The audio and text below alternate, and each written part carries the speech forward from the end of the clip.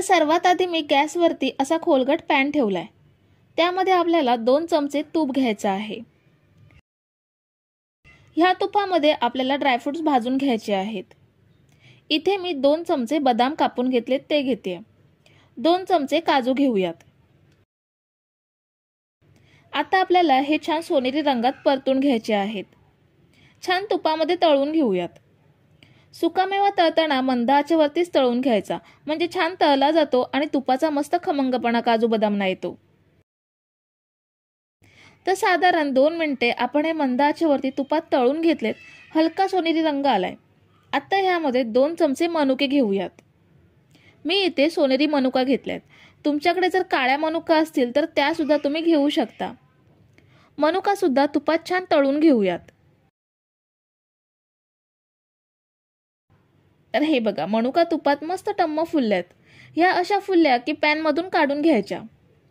सगळे ड्रायफ्रुट्स आपण पॅन मधून काढून घेऊयात। ड्रायफ्रुट्स काढून घेतल्यावर थोडं तूप पॅन मध्ये शिल्लक आहे। त्याच तुपामध्ये आपण डिंक तळून घेणार आहोत। इथे मी 2 चमचे डिंक घेते। डिंक सुद्धा मंद आचेवरती आपल्याला छान तळून घ्यायचा आहे। हा बघा, डिंक मस्त कापसासारखा फुलत चाललाय। आपल्याला हा मस्त हलका सोनेरी रंग येईपर्यंत फ्राय करून घ्यायचा आहे। तर हे बघा, साधारण 1.5 मिनिटातच डिंकाला मस्त सोनेरी रंग यायला सुरुवात झाली आहे। डिंक अगदी हलका फुलका झालाय। आता हा पॅन मधून गाळून घेऊयात।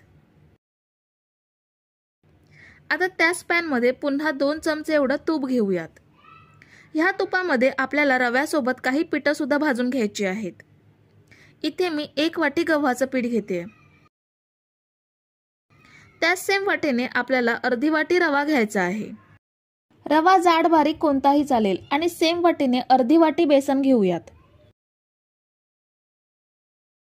पिठा आणि रवा आपल्याला मंद आचेवरती छान तपकिरी रंग येईपर्यंत भाजून घ्यायचा आहे। पण काही वेळाने आपल्याला ह्यामध्ये अजून थोडं तूप घालायचं आहे। आता हे मिश्रण कोरडंच आपण भाजून घेतोय, पण आपल्याला हे मिश्रण ओलसर तुपाळ करून भाजून घ्यायचं आहे। तर साधारण 7 ते 8 मिनिटे मंद आचेवरती आपण पीठ छान भाजून घेतलंय। हलका बदामी रंग आलाय। आता ह्यामध्ये 3 चमचे तूप घालूयात। आपण हा शिरा जसा तुपामधला हलवा असतो अगदी सेम तसाच बनवून घेणार आहोत, म्हणून आपण इथे तुपाचा वापर जास्त केलाय। तुम्हाला कमी तुपामध्ये बनवायचा असेल तर तुपाचा वापर कमी करू शकता। आता पुन्हा आपल्याला हे मंद आचेवरती छान भाजून घ्यायचं आहे। तूप जसं गरम होऊ लागेल तसं हे मिश्रण अजून ओलं होऊ लागेल। तर हे बघा, आपण हे मिश्रण छान तपकिरी रंगात भाजून घेतलंय। आता गॅस बंद करूयात आणि हे साईडला ठेवूयात, किंवा दुसऱ्या भांड्यात ठेवू शकता, जेणेकरून पॅनच्या गरमीमुळे पीठ तळाला जळणार नाही। आता आपण शिरा साखरेत बनवणार नाही आहोत, तर इथे आपण गुळाचा वापर करतोय। अशा एका सॉसपॅन मध्ये 1.5 वाटी गुळ घेऊयात। हा मी सेंद्रिय गुळ घेते। तुम्हाला जो अवेलेबल असेल तो गुळ तुम्ही घेऊ शकता। ज्या वाटीने पीठ आणि रवा घेतलाय त्याच वाटीने गुळ घ्यायचा आहे आणि त्याच सेम वाटीने पाणी सुद्धा घेऊयात। इथे 1.5 वाटी गुळासाठी 3 वाटी पाणी घेऊयात। जेवढा गुळ असेल त्याच्या दुप्पट पाणी घ्यायचं आहे। आता गुळ आपल्याला छान विरघळवून घ्यायचा आहे। मीडियम गॅसवरती गुळ छान विरघळवून घेऊयात। तर हे बघा, आपण गुळ विरघळवून घेतलाय आणि पाण्याला छान उकळी सुद्धा आली आहे, म्हणजे गुळ सुद्धा छान शिजलाय। आता हा गुळ भाजलेल्या पिठांमध्ये छान मिसळून घेऊयात।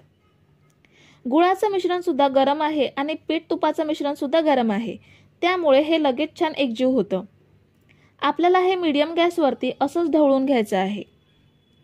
पीठ आणि रवा घट्ट होत चाललाय, ह्याला आपल्याला अजून घट्ट करून घ्यायचं आहे। तुम्ही जर इथेपर्यंत रेसिपी बघताय तर तुम्हाला एक विनंती आहे की व्हिडिओला एक लाईक जरूर करा।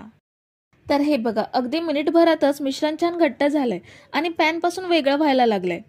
आता यामध्ये भाजलेले ड्रायफ्रुट्स ऍड करूयात आणि अर्धा चमचा वेलची पावडर ऍड करूयात। तुम्ही आवडीनुसार जायफळ पावडरचा सुद्धा वापर करू शकता। पुन्हा एकदा सगळं एकत्र करून घेऊयात। आपण सगळं छान मिक्स करून घेतलंय। आता हे सर्विंग प्लेट मध्ये काढून घेऊयात। हा बघा, आपला मस्त पौष्टिक शिरा तयार आहे। आपण हा शिरा डब्यामध्ये भरून फ्रीज मध्ये आठवडाभर स्टोअर करू शकतो आणि रोज 1 चमचा खाऊ शकतो।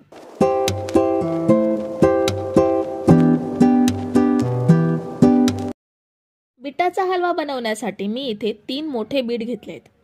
बीट चांगले स्वच्छ धुवून घ्यायचे. ह्या बीटांचा आपण साली काढून घेऊयात. साल एकदम पातळ असेल त्यामुळे सहजरित्या साल वेगळी होते. तिन्ही बीटांच्या साली काढून टाकूयात. तिन्ही बीटांची साल काढून घेतली आहे. आता हे किसणीवरती छान किसून घेऊयात. ह्या बीटांना खूप छान रंग आहे. आपल्याला जर कुठच्या पदार्थामध्ये लाल रंग वापरायचा असेल तर किसलेला बीट पिळून बीटाचा रस आपण पदार्थामध्ये ऍड करू शकतो. तिन्ही बीट छान किसून घेऊयात. हे बघा, तिन्ही बीट छान किसून मस्त असा बीटाचा किस करून घेतलाय. आता एका पॅन मध्ये 2 चमचे तूप घेऊयात. तूप वितळवून घेऊयात. तूप वितळल्यावरती ह्यामध्ये किसलेले बीट घेऊयात. बीट आपल्याला तुपावर चांगले परतून घ्यायचे आहे. म्हणजे बीटाला जो उग्रट वास असतो किंवा उग्रट टेस्ट असते ती तुपामध्ये परतल्यामुळे कमी होते.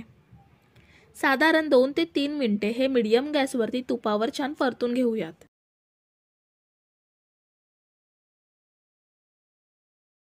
2 ते 3 मिनिटे तुपावर परतल्यावरती ह्यामध्ये 1 वाटी दूध घेऊयात. गरम करून थंड केलेलं गाईचं किंवा म्हशीचं जे घरी अवेलेबल असेल ते दूध तुम्ही इथे घेऊ शकता. जर दुधासोबत दुधाची साय असेल तर ती सुद्धा घेऊ शकता.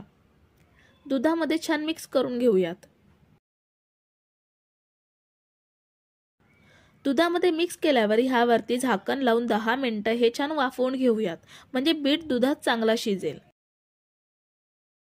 बीट शिजेपर्यंत आपण दुसऱ्या बाजूला एका पॅन मध्ये 1 चमचा तूप घेऊयात. त्यामध्ये अर्धी वाटी दूध घेऊयात आणि त्याच सेम वाटीने 1 वाटी दूध पावडर घेऊयात. आता दूध पावडर दुधात छान मिक्स करून घेऊयात.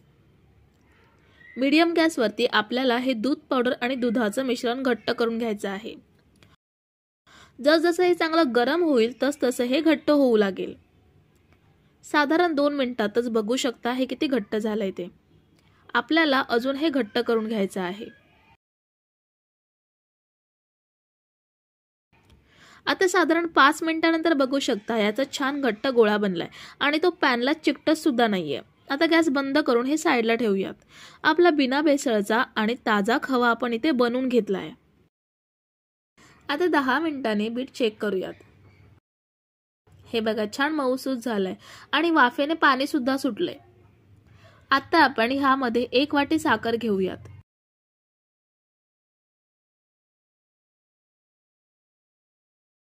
साखर बीटामध्ये छान मिसळून घ्यायची आहे.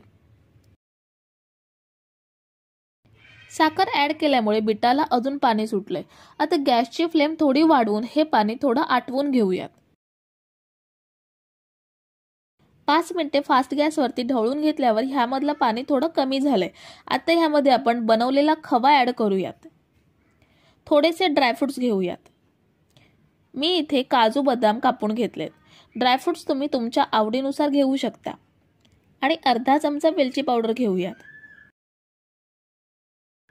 आता हे सगळं छान मिक्स करून मीडियम फ्लेमवरती 2 ते 3 मिनिटे ढवळून घेऊयात. ज्यांना बीट खायला आवडत नाही त्यांना तुम्ही ह्या पद्धतीने बीटाचा हलवा बनवून देऊ शकता. ह्यामध्ये आपण ड्रायफ्रुट्स, तूप आणि खवा बनवून ऍड केल्यामुळे हलवा खूप छान टेस्टी लागतो.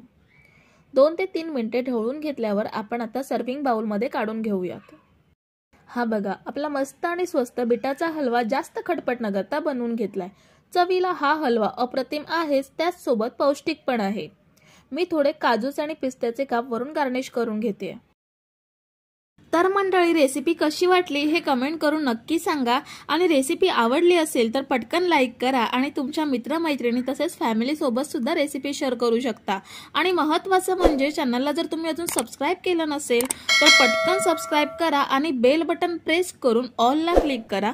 म्हणजे अशा छान छान आयडियाज आणि रेसिपीज तुम्हाला माझ्या चॅनलवरती पाहायला मिळतील.